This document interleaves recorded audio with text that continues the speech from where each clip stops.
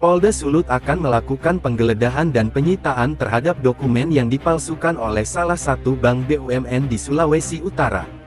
Setelah menunggu hampir 2 tahun, akhirnya Melvin Ponto, korban dalam kasus pemalsuan tanda tangan yang dilakukan oleh salah satu bank di Tahuna, Sulawesi Utara, merasa senang karena hukum berjalan sesuai fakta.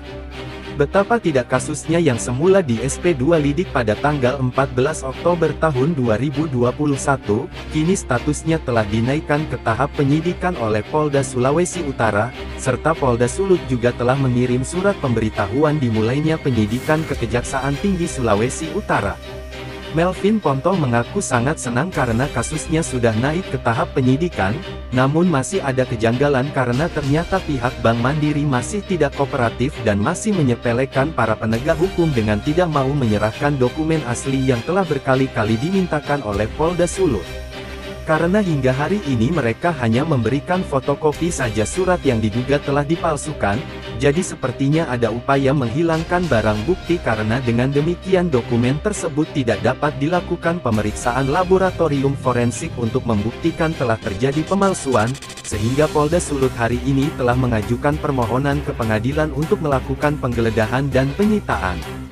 Seharusnya Pak Erick Thohir selaku Menteri BUMN segera mencopot Dirut Bank Mandiri, sebab dengan Polda Sulut menaikkan kasus ini ke tingkat penyidikan berarti sudah ditemukan tindak pidana, dan hingga detik ini Bank Mandiri tidak sekalipun memberikan klarifikasi terhadap kasus tersebut, padahal sudah ada ratusan pemberitaan tentang kejahatan dari Bank Mandiri diberitakan.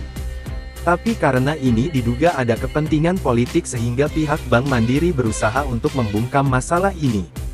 Setelah hampir 2 tahun menunggu, laporan kasus dugaan pemalsuan tanda tangan yang dilakukan oleh pihak Bank Mandiri kepada pelapor Melvin Ponto, pasalnya Polda Sulawesi Utara baru-baru ini melakukan gelar perkara kasus tersebut dan menaikkan kasusnya ke tingkat penyidikan pada tanggal 12 Desember tahun 2022, serta pada tanggal 13 Desember tahun 2022 mengirim surat pemberitahuan dimulainya penyidikan ke Kejaksaan Tinggi Sulawesi Utara.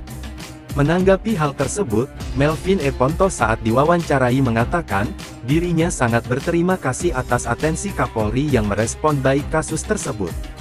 Terima kasih Pak Kapolri, Jenderal Listio Sigit Prabowo yang mengatensi langsung laporan saya ini. Kami para pencari keadilan sangat berterima kasih, tutur Melvin. Dirinya pun tak luput mengapresiasi kinerja Kapolda Sulawesi Utara Irjen Pol